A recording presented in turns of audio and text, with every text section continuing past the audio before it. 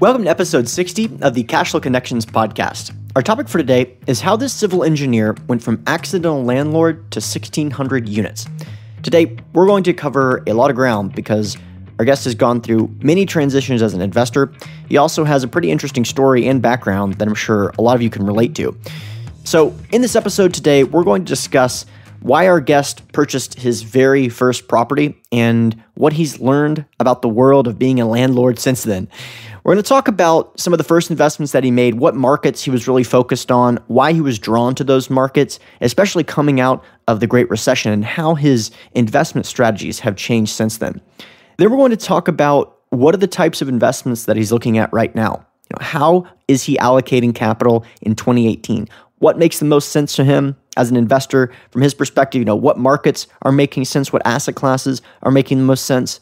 And we're going to talk about what his plan is for exiting, because in the process of selling several single-family properties. So where's that capital being allocated? It's a really interesting perspective because he's transitioning out of that landlord status into a more passive investor status by partnering with some of the sponsors that he knows. And speaking of some of those passive investments, unfortunately, we're going to talk about a horror story involving some loss of an original investment amount. Pretty heartbreaking. And it sounds like he learned a lot, and it sounds like his mindset about the whole situation is really solid. It's just always good to learn as much as you can from these situations so that it doesn't happen again. But keep in mind, you don't have to go through this because you have this podcast and guests like him to share some of the ways that they've struggled, and you can learn from those so you can avoid those challenges in your own personal portfolio. I'm sure you're all going to enjoy this conversation. One of the interesting things about it is that he actually still has a full-time job as a civil engineer. And because of some of the unique nuances of real estate, the fact that there is this ability to generate and grow wealth via passive vehicles, he's been able to grow a real estate business basically as a side job, which is pretty remarkable. Now, of course, if you have been listening to this podcast, you already know we are all very excited about the upcoming Intelligent Investors Real Estate Conference in Marina del Rey, November 10th and the 11th. We're in the process of finalizing the schedule right now. In fact, it's probably going to be up right now as you hear this. So September 18th for sure. Make sure that you have checked the site if you haven't yet. Go to intelligentinvestors2018.com. You'll see the full agenda. Going to be a jam-packed weekend. We're working on it right now. We're about halfway done, and trust me, it's going to be a good one.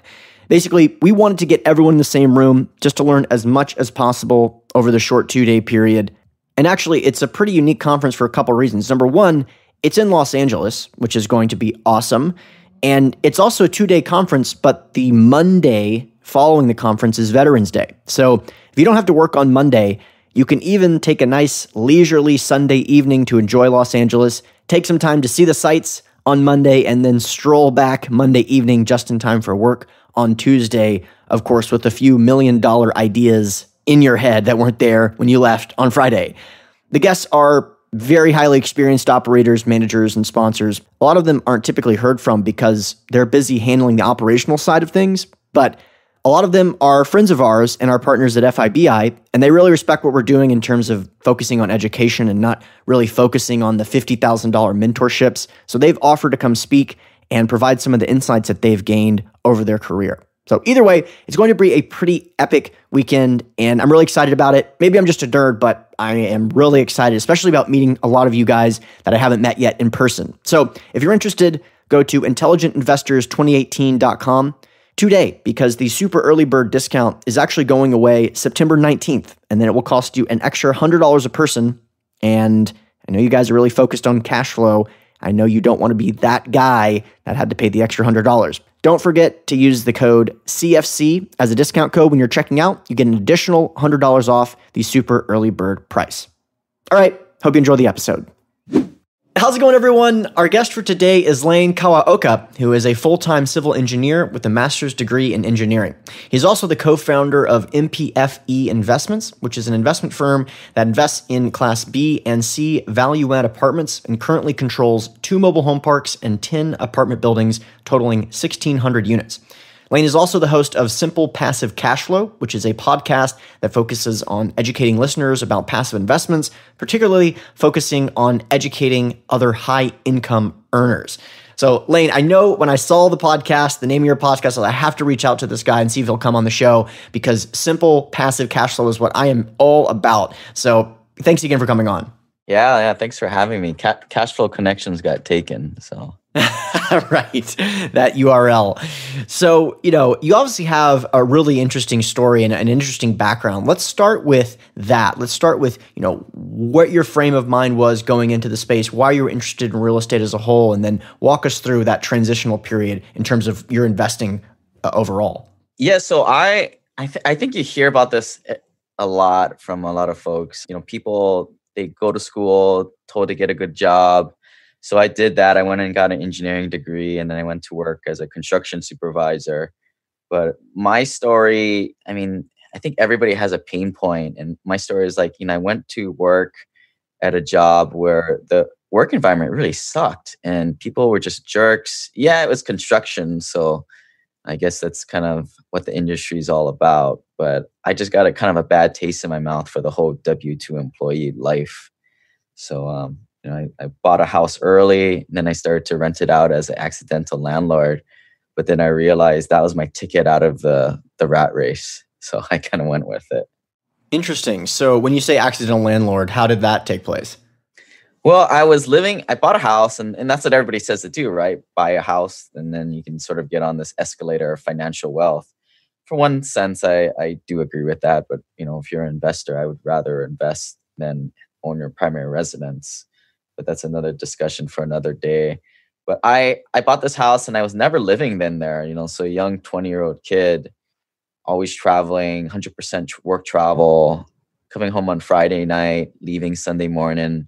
I was never home. So I just started to, called an old landlord and said, hey, can you rent this out for me? And, so that house rented for $2,200 and the mortgage, the PITI was $1,600. And for like a young 20-year-old kid, that was a lot of beer money at the time. So sure, I was like, wow, I got to actually get educated on this. And that was when I started to read all the books and the podcasts and started to scale up from there. Before we jump into, what that scaling looked like, what were some of those influential books or podcasts that you heard that really made you motivated to make that leap? I think I always tell people read the real estate or the Millionaire Real Estate Investor, Gary Keller. A lot of good fundamentals in there. A little bit of mindset, but I'm more about the fundamentals and then the math behind it. But after that, I just started to listen to podcasts and just started to buy properties and just started saving up at my day job. And that was way back in 2009, 2010. So initially, it took a lot to save up. I was saving 30 to 40 grand a year because I didn't really have any living expenses. So that was, saved up to buy that second property in Seattle in about a few years. So that was kind of when I was off and rolling. Interesting. Okay. So you purchased a property in Seattle, and was that just because of where you lived, or were you looking at some underlying market fundamentals? What drove you to pick that market? And then did you stay in that market or did you expand outward? Yeah, that was just pure comfort zone. My first one, the primary residence turned rental property, was Seattle, where I lived. And then I started to get a grasp of this, that was an A-class rental. And I started to see, hey, maybe if I should go to an A- class or B+ class, I'll get a little more rents per the value that I pay. So I started to do that. Then 2012 came around and I was looking to buy a third property in Seattle, but then I was like, what the heck? Like, I can't cash flow with this stuff. The rent to value ratios weren't there. And we kind of all know what was happening during that time. That was when 2011, 12, when things were starting to come back up. So then I was searching all over the place. I went to like all the auctions, and I just realized it was just a bunch of, unsophisticated tech Microsoft money. And I started to scratch my head and I was like, wait a minute, I don't want to be in a room with these kind of people just gambling on houses sight unseen. And when you do the numbers, it's like, how does a house make any money? It's just a job at the end of the day. And I made pretty good money at my day job. So, and I didn't have too much time.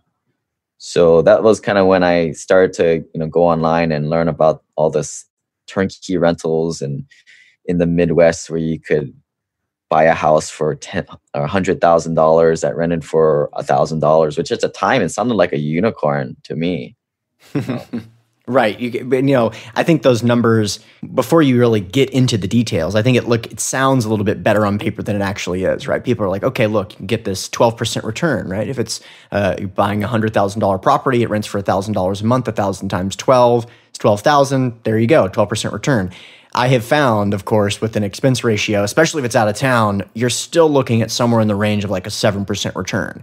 The challenge, though, which I'm assuming we'll probably get to in a moment, is that the gross dollars is small, so that you're doing a lot of work from a return basis. Yes, that may be the case, but if something goes wrong, you're just in negative cash flow position. So let's talk about some of the single family. When you started going outside of Seattle, what were the markets that you went into and what was desirable with those markets? And then, what were some of the challenges that came up if you did start to go out of state?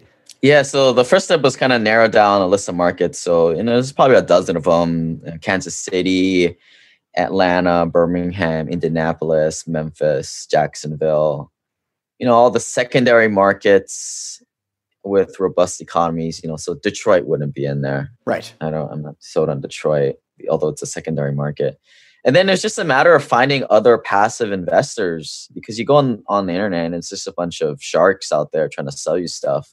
Really does you no good to kind of waste your time with them. So I kind of focused my time haphazardly, finding other investors and seeing where they invested, and then just kind of added value to them and kind of learn who they use for their property manager, who they use for their broker. And then after a while, I just kind of narrowed it down to a few markets: Indianapolis, Birmingham, and Atlanta. And I don't think you can go wrong with any of these top dozen markets, secondary markets, robust economies. I think it's just kind of going to the block by block level and just getting a house in a decent area is the most important thing. Yeah, sure. I actually, in about 2011, I did a lot of research on single family properties and was also very drawn to Birmingham. A lot of underlying market fundamentals were very promising. I did so much due diligence that I ended up flying there and touring properties that I'm sure you were probably looking in the same neighborhoods, probably talking to the same 2 or 3 property managers.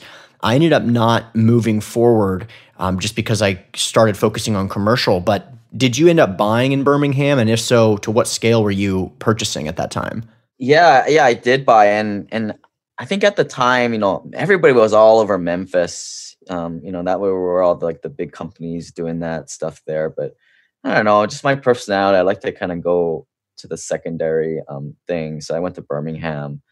I bought a couple properties, or one property to start out, just as like to get proof of concept, and then like it worked. And I was like, wow, like I need to do this again and again. And I think I was in a kind of a different stage. I was early 20s. My net worth was barely $100,000. I didn't have anything. And yeah, I could save $30,000-$40,000 a year from my day job, because I didn't have too much expenses and I just ate ramen noodles all day. But right, I couldn't afford to get into a syndication like these days. But for me, that was like the only option. And I got kind of lucky, because at that time, 2012 to 2014, the pricing was a lot better. You could pick up a good rental property that rented for $1,000 for $900,000. Now we're not talking about the junk that they have these days for $100,000 that rent for $1,000. I mean, I was buying stuff that were like real 1980s properties instead of the 1950s garbage today. So things have kind of changed. I think I may have misheard. I thought there was an extra zero in there. So did you say properties that rent for $900 that are $90,000? Was that kind of the range that you were in, or did you say $900,000? Yeah, well, I would say the pricing has kind of changed. Back a few years ago, I could buy properties for $90,000 that would rent for $1,000. So like a 1.1 rent to value ratio percent. Right. Today, you'll be lucky to find 1%, and then just be about 30 years older, and then just another 10, 20 minutes outside of the city center than what the other one used to be. Yep.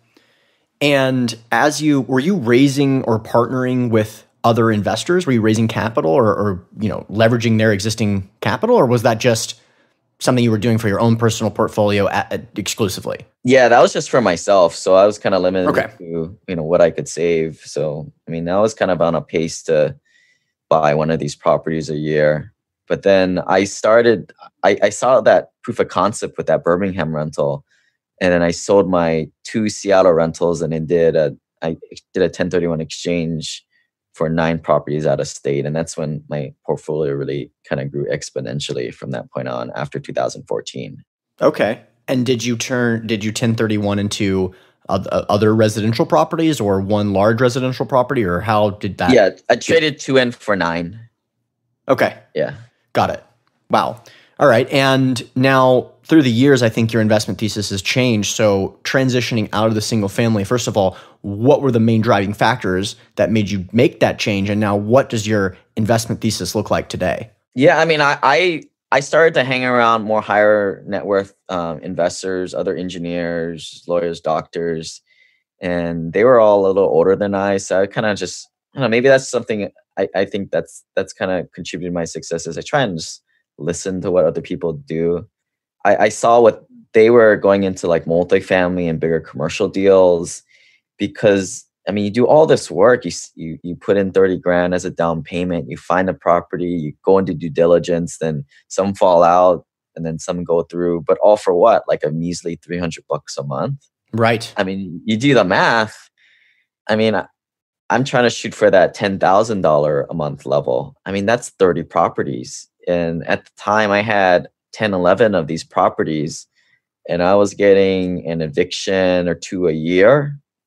And probably, a few of those big catastrophes that you kind of mentioned earlier that ate up all your profits, like a big HVAC goes out. I mean, every summer it seems like you're going to have a couple HVACs goes out. I mean, it's just like clockwork. So if you got 30 properties, you're going to have an eviction almost every month and a big catastrophe every month. And I was like, man, this is not scalable. So that was happening. And then people were telling me what they were doing. And then I just kind of, joined an apartment mentoring group where I was like, well, I'm going to go get educated. Yeah, I'll drop 30 grand to do this. But, that just seemed like the logical progression that I went with. Interesting. Okay. I'm actually very interested in that $30,000 mentorship program. I don't know if you can go into the details of that, but that's something that, when I think there's been such a shift in the sector because of how much great content there's available online. But you hear about back in the day, I'm not going to name any names. There's a lot of companies out there, $25,000, $50,000, and I've even heard of $100,000 quote programs where you're basically taught by someone who doesn't have a lot of experience in real estate. What was your experience like going into this mentorship program, and what was that like? Did you get the value out of that? Is the networking? Was it the relationships? Was it actually the education? I'm very interested in that. Yeah, I think that there's value in it. I mean, there is a lot of good education on the internet, but it's just a tip of the iceberg. And I think if you're just going to read an 11-page PDF and think you can go and acquire multifamily, you've got a rude awakening. And you're in that first stage of learning. You don't know what you don't know. And that's what I discovered when I went and, kind of went to the trainings and got around peer investors. And I think that's the biggest thing. You got to learn with peers going through it with you. It's how you build your network. It's how you build, trust in other people. So I got a lot of value out of it. Can't say everybody should do that, but for me, multifamily is a team sport. I mean, you literally can't get a loan on a property unless you have somebody who's already has the experience to sign on your debt with you. Yep. And you can't do it alone. So I really don't see any other way of doing it. Is it a lot of money? Yeah, but that really just thins the crowd. Yep. It's definitely something I've been contemplating recently in other areas, not necessarily related to real estate, but it's a business model that I think makes sense if you find the right crowd. And it's all about getting the right crowd and make sure it's focused on what you're actually trying to accomplish. So we can definitely talk more about that offline because I'm interested in hearing more about that experience. So when you were looking at doing this actively, this was kind of your first foray into it. Did you end up moving forward on purchasing multifamily units yourself, or did you end up partnering with other syndicators or operators? Yeah, so I had a partner, and we kind of got along and motivated each other. And for about 18 months, we were kind of in the trenches there, doing everything that we were told to do from our coaches, and going out there networking with brokers. Because in the commercial world, it's deals aren't like single family homes where they're off market. Most 80% of the deals are through brokers. So you focus on, building relationships and rapport with brokers and just analyzing a lot of deals. In fact, that first 18 months, I probably analyzed 150, 200 properties, through the analyzer, taking like 20 minutes at least per. And we really found nothing. I mean, there out of those data points, maybe a couple that we put in LOIs in, and obviously never got any of it accepted. And that was kind of when I started to realize, like, at the time I was living in Seattle and now I live in Hawaii, it's like, to be really effective, you really got to take these brokers out to lunch every other month or every month and be top of mind and be right there. And I realized with the amount of net worth I had, if I just invested as a passive LP, 15, 20% a year, I would definitely be on my way to my goals. Mm-hmm. So I was like, well, why the heck do I have to take on all the extra risk and headaches of being a lead when I can just do this and just kind of sit back and coach and go to sleep? So that's kind of switched paths there. But it was great, right? Because like I was like a lead. I was doing the lead role. I knew how to analyze the properties. I knew all the little tricks and games played from the GP's perspective. But I just didn't want to do it too. And I didn't like it too. I mean, if you ask anybody, they'll say Lane doesn't really like real estate. I mean, I like the cash flow from it, but it's like, it's just kind of a means to the end.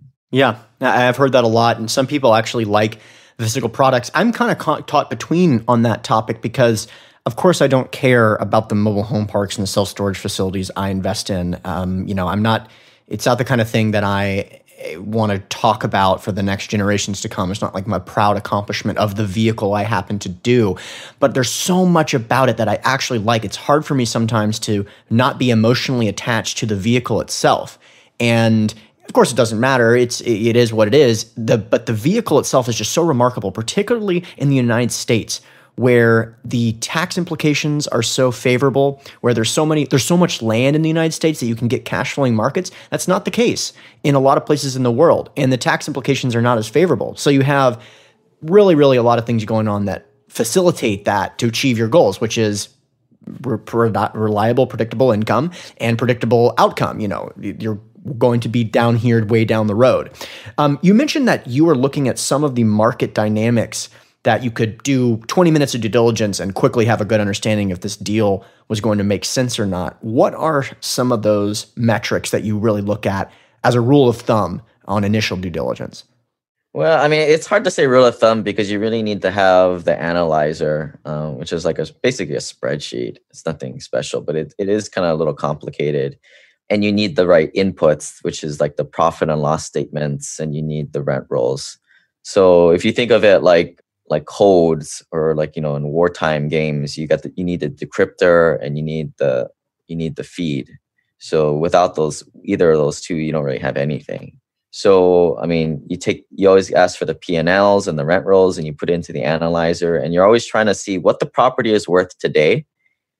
And then try and make your assumptions on, hey, if we do $4,000 of CapEx for property, will we reach a market rent increase of $50, $75, right? And then what does the analyzer show that your total return is after that? Actually, could you run us through one more time what you just said? The $4,000 per door on CapEx, you were trying to get, let's say, $50 in rental in growth from that? Right. You need to make a hypothesis that, say I go in and make $4,000 of repairs per unit. Was that going to equate to a $50 bump in rents or a $100 bump in rents? And I can't tell you off the top of the head if that's going to make a deal work, but I put in what I think it's going to be, and the analyzer showed me what the returns are at the end of the day. Okay. A lot of other assumptions, are like what occupancy you're using, what rent increases are you doing per year, how much you're increasing the expenses, the different escalators as the years go by. And, probably the biggest one is, what is the cap rate that you're using today in the market, and what is your reversion cap rate or your exit cap rate in the future?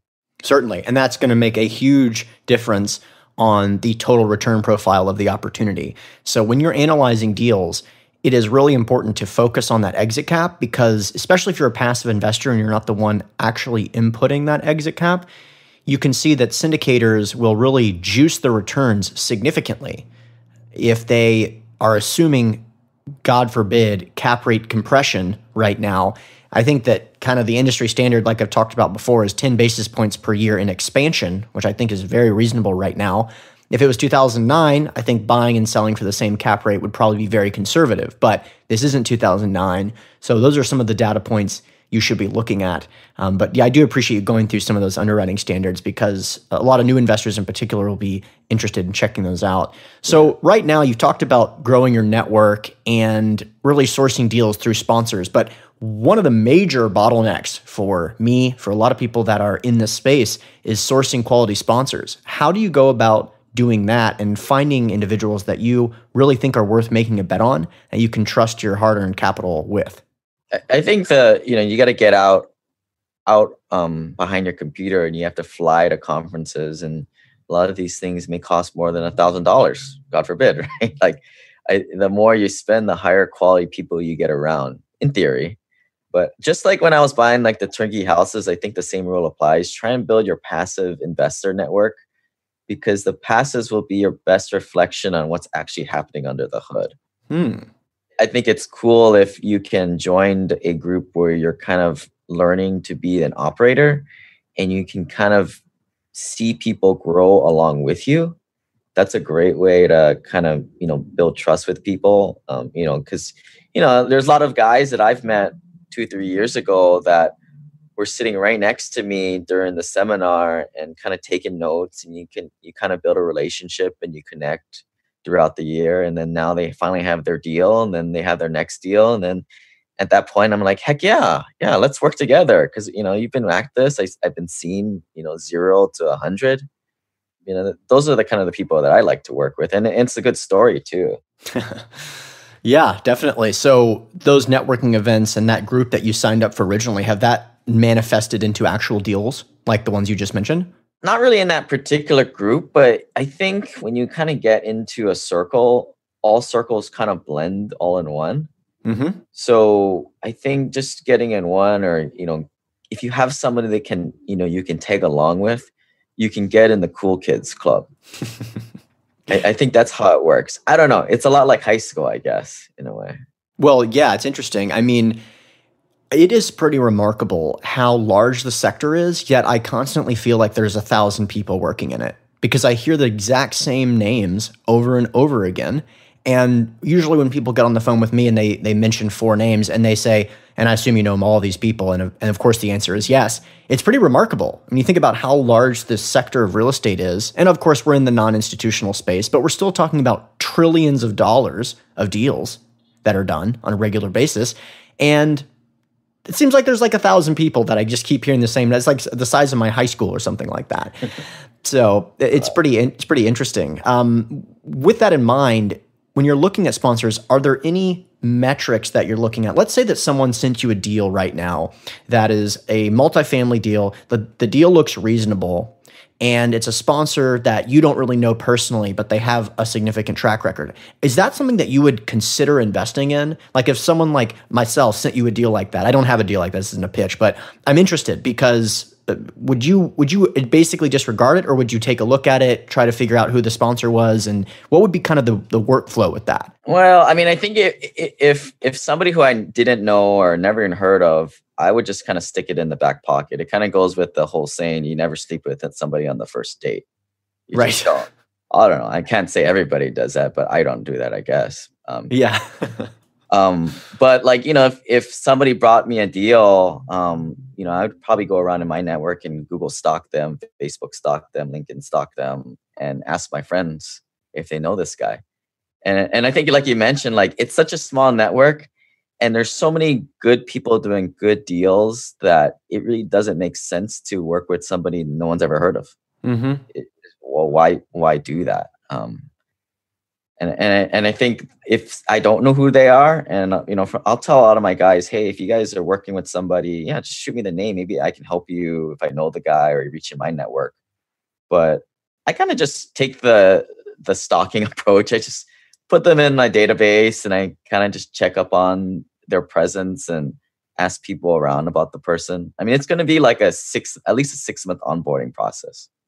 Yeah, definitely. And that's what's unfortunate. I mean, I got an email from someone, and I'm not going to mention their name because it wouldn't be appropriate, but they basically said, hey, I'm a self-storage owner, and we're in the process of raising a large fund, and I'd like to get connected because it looks like our businesses overlap significantly, and potentially we could partner together or joint venture together. And I said, yeah, sure. Look at my scheduler, select something. I'd love to get in touch with you. Looks like you're doing a lot of great stuff. And they said, well, I see that your schedule is actually booked until Friday, and we're in the process of putting our legal documents together. And I was hoping we could jump on the phone before then, just in case it works out. I'm like, man, I'm probably not the guy for you. The system of due diligence that we have in place is not the difference between Monday and Friday, right? It's like the difference of months and months of building relationships and on-site visits. And we have to understand that we're going to work together well for the next 10 years. That decision is not going to be made prior to the legal documents getting out. Now, having said that, we did jump on a call, and it looks like there could be some potential there, but still it takes months and months to get to that level of comfort because you are putting so much trust in the sponsor themselves. Let's talk about deal flow right now. Are you currently actively investing in deals on a regular basis? What's your volume like? How many deals do you think you'll invest in 2018, for example? I think I'll probably be in like 7 or 8 deals this year, which is a little ridiculous, I think. But I'm just in this process of selling off all those single family homes. So I started with 11 this year, and I'm down to about 5 at this point. So that was kind of the reason why I'm such in an aggressive acquisition mode. And I'll probably be that way for a lot of 2019 also. Probably been about at least a dozen deals, 12 to 15 deals by the end of next year. But I what asset classes are those? Mostly multifamily, because that's what I know. But okay. I just closed a mobile home park this week, and I'm drinking the Kool-Aid that you are, Hunter. I mean, I think you got to get outside of the logical progression which most people have, which is multifamily. I mean, because everybody's doing it, it may not be the right place to be as a limited partner. Now, maybe I take that back. There's still good deals out there, but there's a lot of noise. So if you're a limited partner and not knowing what you're investing in, just know that there's a lot more garbage multifamily syndicated deals out there just because of the volume of operators. I mean, look how many.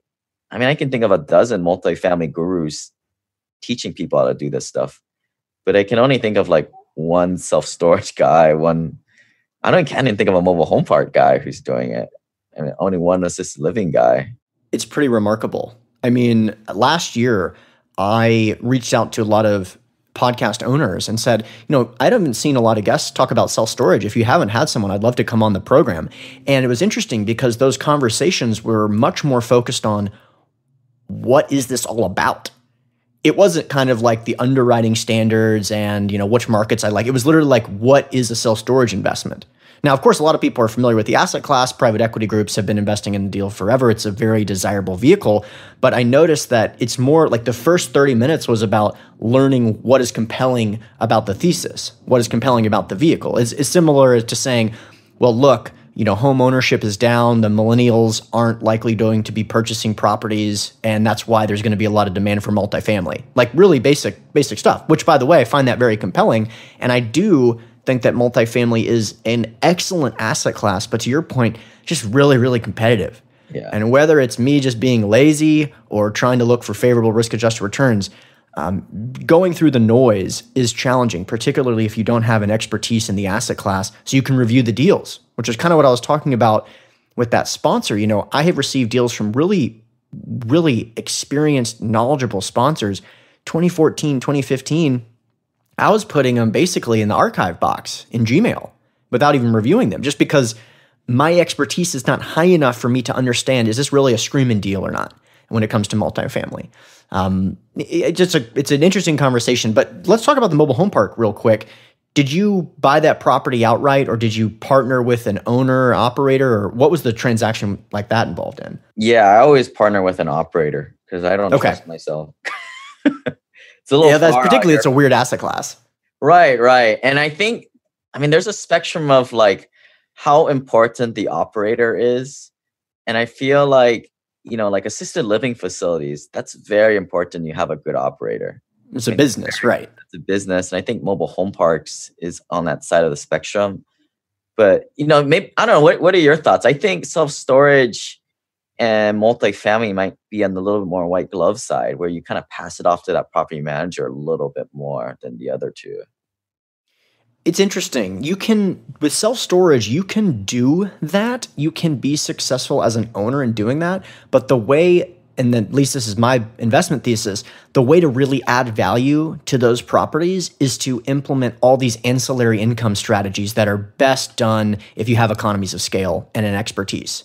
So it is true that just because of the fact that you're not really offering that much, the expense ratios are quite low, you can have a successful self-storage investment without really doing any of that. But when it comes to identifying a tremendous amount of pipeline and deal flow, when we're talking about leveraging U-Hauls, when we're talking about adding in rental raises at the correct time, we're talking about implementing secret shoppers, all those things, in my opinion, if you can do that at a very high level, you have such an advantage over the mom and pop owners that all of a sudden you have a tremendous amount of pipeline, because you can just look at a property and say, they're not implementing the strategy. All we have to do is buy the property and implement the strategy, which is really favorable on a risk-adjusted basis as well.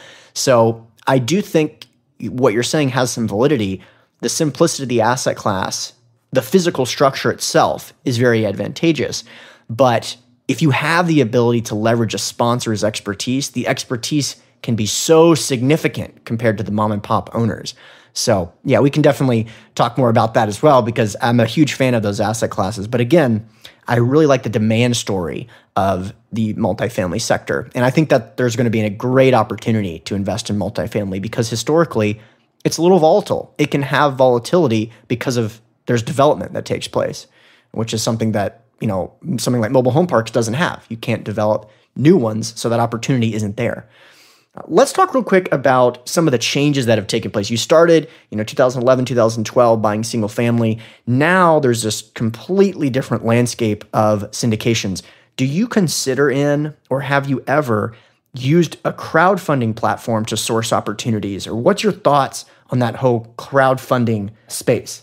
So, I mean, the crowdfunding websites, so a lot of these guys are like, have these startups where they're trying to be the next eBay of crowdfunding, and everybody's kind of jockeying for position. I've got this really long list on my website with all that stuff. But I mean, essentially they are a crowdfunding, they help people raise funds for deals, and they're middlemen, and you're paying a lot for them. I mean, I've been in a couple deals where they considered using a platform like that, but man, their fees are very high.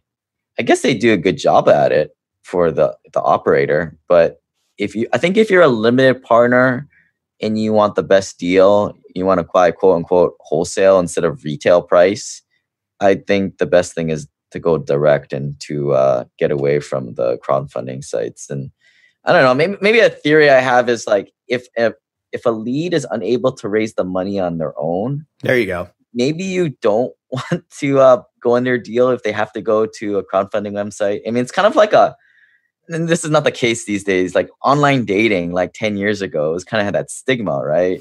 That's not what I'm talking about, but I guess it's really normal today. But it's like, do you really want to go on someone's deal, can't raise their own money? Totally. Not saying that that's the case. I don't know, but yeah, no, I think it's definitely fair, especially since it's still early in the space. So it's similar to the online dating thing maybe 10 years ago. I think that there probably will be a paradigm shift taking place.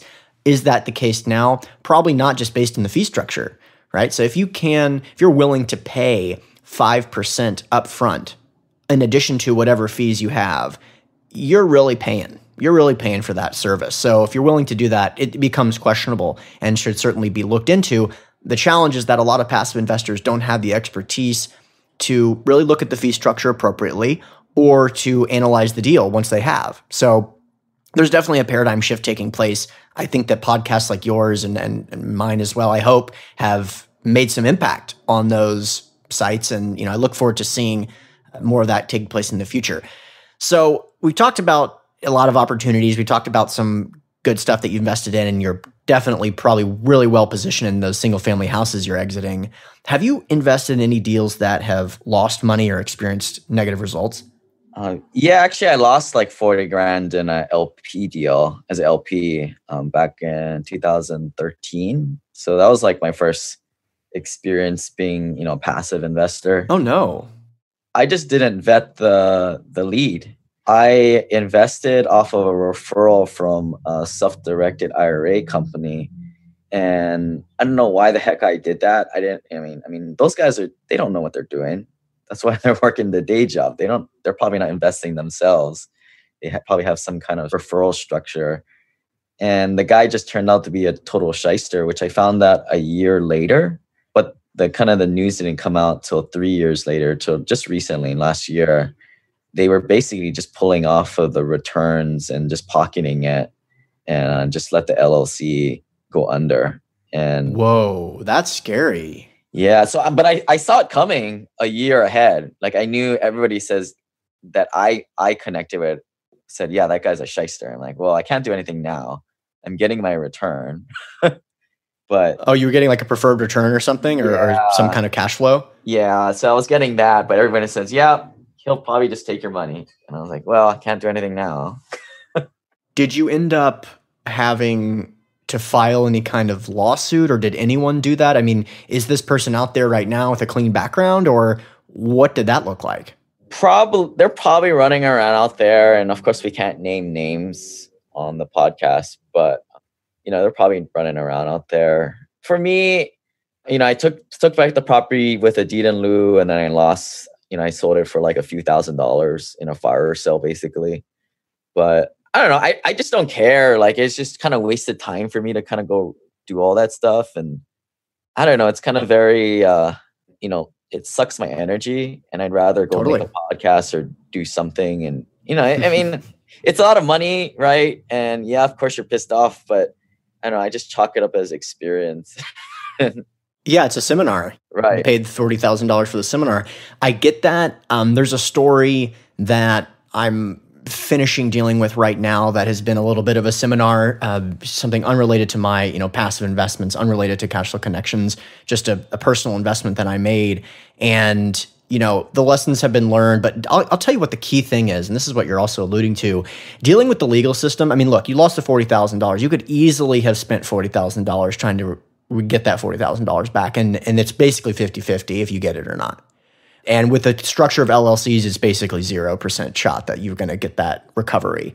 So you have to be really cautious about where you're investing, because the legal system, unfortunately, is just such a nightmare that it is completely inept. You can't handle the process.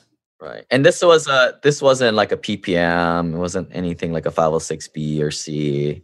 It was just kind of a loosey-goosey JV agreement. So it's kind of... Yep. Again, more credence to the syndication, pulling investors together, getting in the world of securities. You're in a complete different world when it comes to the potential challenges operators may experience if they do lose money. And when you pull investors together, they have a team all of a sudden, where if each one of them loses 10 grand or 100 grand, the situation is completely different. So sorry that you experienced that, but I think that you do have the right mindset in terms of cutting your losses and just moving on with your life. There's easier ways to make $40,000 than to pursue someone legally, basically. That's what I have found. It just makes it impossible. Have you invested in any weird things, like other than real estate? Have you taken on any investments in cryptos or marijuana or anything weird like that? No, not really. I mean, I think at this point I'm just trying to cover the bases, right? But I would like to put 50 grand in a crypto fund. That'd be kind of fun, I think. I would like to put some money to some kind of friend's business. That'd be kind of neat. So definitely in the future, I think that's the vision. But right now I'm just trying to get that minimal cash flow so I don't have to work at the day job. I'm still in the first decade of doing this, so there'll be plenty of time for that crazy stuff. Maybe we'll do Shark Tank one day, right? Yeah. Actually, that brings up a good point. You mentioned that you currently in the corporate world. Do you plan on exiting that? Is that the strategy? And if so, what is it going to take to facilitate that? I think I stay at my day job for a few reasons. First, it gives me like routine. If not, I just eat junk food all day long. I wouldn't know when to go to the gym or... The first time I've heard that, by the way, is I just stay in my corporate job because of the diet. Yeah, It's pretty funny. It's my first world problems I deal with. So right. But it allows me to have a paycheck, and I make a pretty good salary, not doing too much. So, and it's not very stressful. And I like the people that are there. The job, I could probably deal with not doing it, but I'm not too invigorated by that. But it's pretty much easy money. So the way I see it, like, it keeps me very centered. So I'm not just chasing deals just to do deals. And it just allows me to kind of have a normal life as I see now. But, I don't have kids, so maybe that'll change when that happens. And, I always kind of think like there's a recession probably coming up in the next few years. So it's not really how well you're doing, it's how well you're doing in relation to others. So if I can kind of stay above water with the investments and keep having a very stable day job, then I think that'll be a great time to pick up properties. Maybe I might be my own operator on a deal. See, that's the thing. It's interesting, right? So for most people, they're most concerned about a recession because they're fearful that their income will stop. For guys like you and I, a significant recession presents an incredible opportunity to really scale. And if we have something similar to 2008, which I don't currently believe that we're on the precipice of having, but let's say it were to happen, I agree. That would be that moment where, someone like yourself would say, look, this is one of those insane opportunities where I have to quit my job, which is exactly the opposite of what most people do. And it's much harder to do that than people think. Just 10 years ago, there's a lot of reasons that markets expand and contract every 7 or 10 years. I think it lines up pretty closely with the political cycle in the sense that every 8 years or every 4 years, somewhere in between there, people start to think it's different this time. But we want change. Yeah, exactly. And it's really, really challenging to watch it as someone that is a big fan of economics because the similarities are very common. But, you mentioned you like to kind of go left when everyone's looking right. Those are the opportunities. If you can just face the music and jump in with both feet, number one, you're going to put yourself in a really good financial position. But number two, it's going to actually positively impact the economy because you're going to be providing liquidity when it's actually really, really needed. So it's interesting to think about. And I hope we do see an opportunity like that in 2008, except for the fact that I don't want to say that I hope people lose their jobs. I hope people don't have their houses go underwater. But as an entrepreneur, as a real estate investor, I'm looking forward to another opportunity to buy properties at a discount. So I think at this stage, you're trying to find deals at cash flow. And the appreciation, or if you sell the property in 5 years, that's kind of icing on top of the cake. That's why that's why I like the mobile home parks and self-storage more than some of the multifamilies these days. Because a lot of the multifamily is predicated on a sale in 5 years, which pumps the IRRs up. Right. And, so a lot of deals that are making more sense these days are just because you can't find deals in places like Dallas anymore that make any sense. Like tertiary markets where you've never even heard of. There are more emerging markets that the cash flow is pretty high, 10, 12%, but then you don't get as big of a pop on the appreciation side, the cap rate side. So it's the same at the end of the day, total return, but most of it's skewed toward the cash flow side. And that's right. why I like more predictable. You're doing is like the self-storage is kind of like that. It's more skewed towards cash flow than the pop at the end. Awesome. Well, is there anything else that you wanted to touch on before we jumped off? I know that you've done a lot of stuff. Let's talk about, some of your educational products, your group. Anything else that you wanted to touch on? Yeah, people kind of want to hear my story from the beginning. It's kind of like a turnkey going the syndication route. My podcast is Simple Passive Cashflow. And just, if you guys are open, just shoot me an email, Lane at Simple Passive Cashflow, to connect and say hi. And always looking to, build my network and find more friends. It's really why I made the podcast, because most people that I go meet, they look at me like cross-eyed when I talk to them about investments. So awesome. Well, we will link to all of that in the show notes page. Lane, I really appreciate you coming on. Thanks again. Yeah, thanks, Hunter. All right, listeners, thanks for checking out the episode. As always, the contact information for our guest will be available in the show notes page, which is hosted on SoundCloud, iTunes, and Stitcher.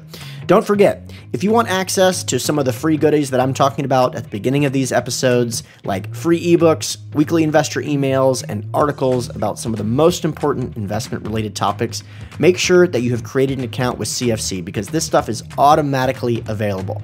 You can do this by going to cashflowconnections.com and signing up as an accredited investor.